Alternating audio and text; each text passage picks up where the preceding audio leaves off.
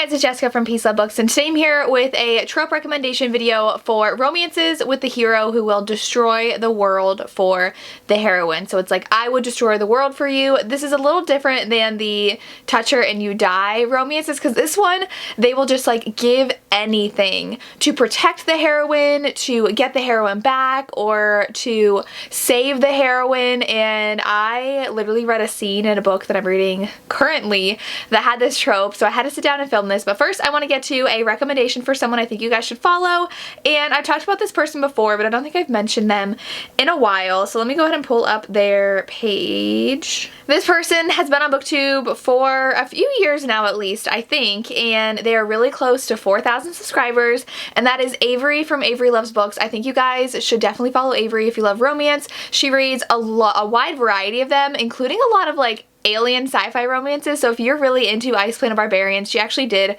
an entire video dedicated to Ice Planet Barbarians, like the entire series, when it was going viral on TikTok. So go ahead and check that out if you're interested. But oh, I just clicked on one of hers. She posts a lot of great recommendations. She usually does her romance book hauls where she talks about the free books that she's gotten. She does ebook hauls and has a lot of great recommendations. A lot of times she reads romances that I've never heard of, a lot of indie romances. So if you're into indie romances and you want new recommendations that not a lot of people talk about, go follow Averie, help her get to 4,000 subscribers, because she definitely deserves all the love and all the following. So if you enjoy her content, make sure you subscribe. Alright, now on to the recommendations. These are heroes who I love because they get so emotional, and normally these heroes like don't act emotional until it comes to the heroine. So the first one I have that I'm not finished with yet, but it's already a new favorite of mine, that is A Promise of Fire by Amanda Boucher. This one is the first book in the Kingmaker Chronicles, which is funny because I have another book with that title if you saw my thumbnail. I'm pretty sure this is the Kingmaker Chronicles, yes. So this one is the first book and it is fantasy. Our heroine is Kate and she is the Kingmaker. She has a lot of magical abilities and she has grown up being held captive to be used for her abilities, and she was tortured and just treated horribly. And our hero is Griffin, and he is like, I don't know how to describe this. I'm so bad at talking about fantasy books. He is the Beta Cinta, and he like rules a place, and he's got siblings and he's like trying to do something, and he ends up finding her and capturing her and like attaches her to him with a magical rope so that she can't get away even with her magic. And he's got a lot of secrets, she's got a lot of secrets, and at one point though he is on a rampage to make sure that she is saved, like something happens to her, and he just like tears down the place and is like, somebody needs to help her right now. And I love that scene. And like there's a line in here where he was like, you just need to let me protect you, because she is so headstrong. She can protect herself, but he just really wants to be there for her too, and it's so good. He would literally tear down the world to save her, and I'm loving it so far. The tension and angst between them, because they hate each other. Well, she really hates him and banters with him, and she's falling for him, and it's so good so far. Like I said, I'm only halfway through. I have to finish this by 9 o'clock tonight, and it's about 2. I can do it. It's just gonna be a lot of reading for me over the next few hours, but this one, so good. Definitely recommend it. The next one is one I recently read and just pleasantly surprised by, and Charles from Books on Stereo recommended it to me, and he's like, you have to read it. And then some of my BookTube friends want to do a group buddy read, and so we did, and that is My Soul to Take by Harley LaRue. I really want to read more of this author's books now. This one has a ton of trigger warnings in the beginning, and I don't necessarily think it's like super dark. It is paranormal. It's a romance with a girl and a demon, and she has a like true crime podcast, like supernatural podcast, and so she tries to find out like real supernatural things. He is a demon, and he is currently like captured by someone because someone has his like name in this like book, and that's the only way they can like summon him and like keep control of him, and they want him to get her and sacrifice her.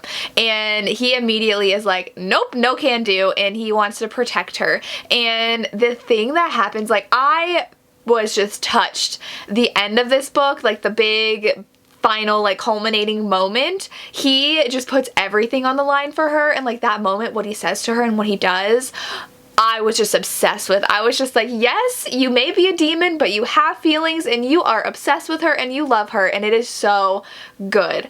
Oh my goodness. I really love this. It's definitely darker than other romances since it is paranormal and they do darker things, but I don't think it was necessarily like the darkest thing I've read. I was kind of nervous going into it because of all the trigger warnings at the beginning, but I really enjoyed this one, especially what happens, and it has a more like kind of lighthearted feel to it at the beginning. The people in my group read said that it was more kind of like Buffy vibes. I've never watched Buffy, but I know it's kind of like kind of not sassy, but like more banter and stuff, and so I love this one, and I loved the hero in this one. Next is Run Posey Run by Kate C. Wells, and this one, our hero will tear down the world for the heroine whether she wants it or not. He is like literally a psychopath. He doesn't really feel emotions, and he only cares about himself, and he's very detached, and he and our heroine were actually dating in the beginning, and then he figures something out and immediately just like throws her out, and he's like, how dare you betray me. It is not something that actually happened. It was something that she was framed of doing, and so she's super angry at him. She's like, how could you believe I would do that? And they kind of had just like a convenient relationship, like they lived together, and she was there to meet his needs, he was there to meet her needs, and like that was really it, and she was thrown out, and he realizes his mistake, and he's like, I need her back. I need her back. And so he goes and gets her back. And then it's them trying to figure out a relationship together and being a lot more open and honest about what the relationship is and what they expect from each other, because before it was just like we didn't really talk about it. It was just like we met each other's needs, and now it's like, well, we need to talk about who we are to each other, what we expect from one another. And then he realizes he's falling for her. And so I really enjoyed it. He is definitely a mafia emotionless man in this, but he will go to the ends of the earth to get her and protect her, and so I really like this one as well. I feel like this is a common trope in Mafia. I do have a couple more Mafia romances on my TBR. The next one that's a recent read that I know everyone's been talking about is Neon Gods by Katie Robert, and this one is on here because Hades actually goes against his own rules to protect Persephone. This one, I will say, wasn't my favorite, but I do think there is a certain reader who would absolutely love this. I had a problem with the actual plot. The romance, amazing. Amazing. Oh my goodness, how sweet and caring and protective Hades actually was of Persephone.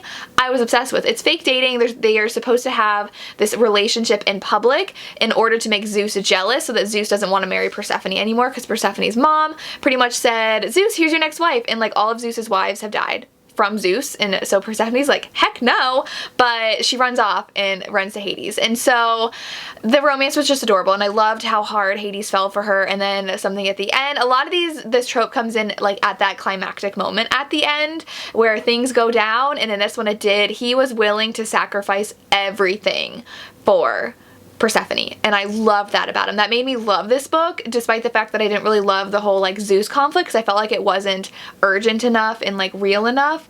I loved the romance. Okay, the next one I will go ahead and talk about is another favorite of mine that you've probably heard me talk about all the time, but that's Crow by Averie. This one, I don't remember if I put it in the Touch Her and You Die video, but it's definitely he will go to the ends of the earth for her because something happens, and he is literally like, I will tear down anyone who stands in my way to get to my woman. And this one, she's actually hiding a secret from him. Her best friend goes missing, and she knows that her best friend was last seen with the Irish Mafia, and so she decides to get a job at a club in order to track down her friend and get closer to the guys, and Crow is one of the guys she knows she has to get close to find her friend, and obviously sparks fly. This was so good, and I am so excited to read the next books because they hint at the couples already in this book, and I know I'm gonna be obsessed with them. I do love this one because she is trained, just like in, where did I put it? In A Promise of Fire, she actually like can hold her own in a battle, and in this one she can as well. She definitely is a strong person, but there is a point where something happens and Crow is literally like, I am going to destroy the world to get to my woman, and I loved it. And it's like another one where he's like, did he touch you? Okay, he's dead. Did he touch you? Well, I don't care because he's dead too. So I love this one. Such a good Mafia romance, and I'm excited to read the next in the series. Another Mafia romance with that kind of, again, I feel like a lot of these are the heroine is like taken and the hero just goes off to get his woman back, and that is When Heroes Fall by Gianna Darling. This one, I talk about Gianna Darling all the time. This is her new duet, and our heroine is a lawyer, and she is definitely like Ice Queen. She's been burned in the past by her sister and her ex. I don't remember if they were engaged or not, but like she was devastated, and she's just like, I'm not gonna love anybody again, I'm not gonna trust anybody again, like no. And then Dante is their client. He is on trial for like mafia crimes, and she Dante and her team are on the trial to get him free, and so he ends up getting on house arrest, and she has to live with him because he wants someone there to give him like immediate updates on the case. And obviously Dante is like, we're gonna fall in love. And Dante's definitely like the more bubbly, fun character, and Elena is the like ice cold, stubborn character, and I really love this. There are times where her life is put in danger, and again, Dante literally sacrifices everything and breaks all the rules just to get Elena back, and that's my kind of hero. I love it so much. So there was that scene in here that just encapsulates the trope that this video is for, so this is perfect for it. Another one I have is Olivia and the Masked Duke by Grace Calloway. This one, our hero is actually older. He saved Olivia when she was young in a like frozen pond. She fell through and he saved her life, and she's kind of been enamored with him ever since, and he is now I think he's widowed. His wife had died, and he's just very brooding and angry, and Olivia's now 18, and she's like, it is my time to get my man, and she wants to show him that she's a woman and that she can be with him, and she's like old enough and worldly enough to be with him, and she also has always wanted to be a spy, so that's like part of the plot. And so she like goes undercover to a bunch of places because she's like Charlie's Angels, and she is like a spy with people, but she's not allowed to tell him because he's super overprotective of her. But every time he like sees her in a bad situation, he immediately needs to jump in and just protect her and be the protector of her.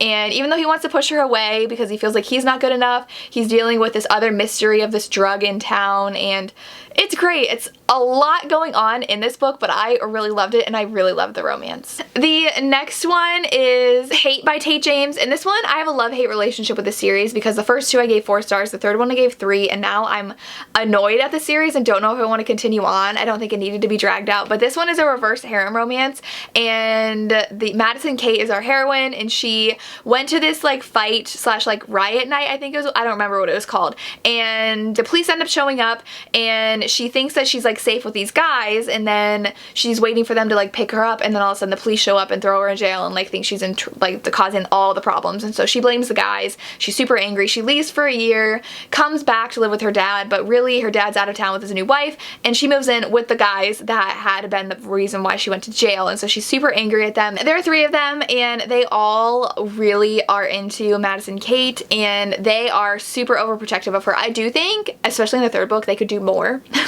And I'm just like, can we like protect her already? Because she does end up having a stalker, and so they need to protect her from that, but they will drop everything to be with her, to save her, to make sure she's protected and okay. They'll always have someone around her, and I just really like how protective they are of her and how dedicated they are to keeping her safe, even though I feel like they could do better because like the stalker's still getting by with a lot that I feel like people with their resources and intelligence should be able to stop them from doing. But I'm very intrigued by their past because we still don't know a lot about their past, especially like what they're involved in. I think we'll get that in book 4, but this one's a fun one if you like 3 guys being super overprotective and willing to do anything for the heroine. Then I have the Kingmaker series by Kennedy Ryan. I love this series so much. I don't remember if I put it in the last video. I don't think I did. In this one though, our hero and heroine meet when our heroine is really young. They meet at a protest for a pipeline. Our heroine is part Native American, and it is a pipeline going through native lands,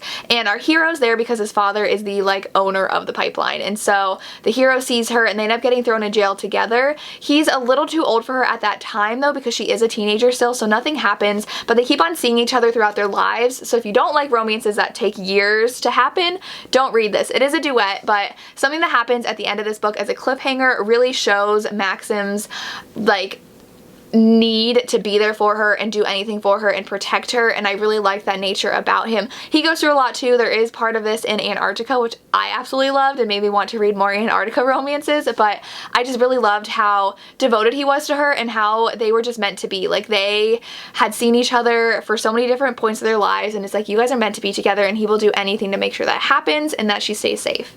But no, this is a duet with a cliffhanger because you're going to want to read book 2 right away. The last one I have is another historical romance, and that is Mine Till Midnight by Lisa Lisa Kleypas, Cam is just always there for our heroine. I'm blanking on her name right now, but this starts out with our heroine. She has a brother who has inherited a title and he really doesn't want it. He's grieving the loss of someone and they didn't even know they would get it. I think it was like a distant relative and nobody ever wants this title, and so he's off drunk somewhere and she's like, I need to find my brother. So she goes herself to a bar to find him, and Cam's the owner and he's like, what are you doing here? Like, you do not belong. This isn't safe for high class society women like you. And so he ends up helping her find her brother, and he just ends up showing up a lot of places. He's a self-made man, and they go to the estate that they've inherited that's really like run down, and Cam just happens to be next door visiting someone, and he's always there for her, protecting her. Something happens and he definitely saves her, and I just love a hero who's there for the heroine, and their romance is just the sweetest, and I'm dying to continue on because the second romance sounds so good and I can't wait to read it. But I definitely loved Cam from Mine Till Midnight.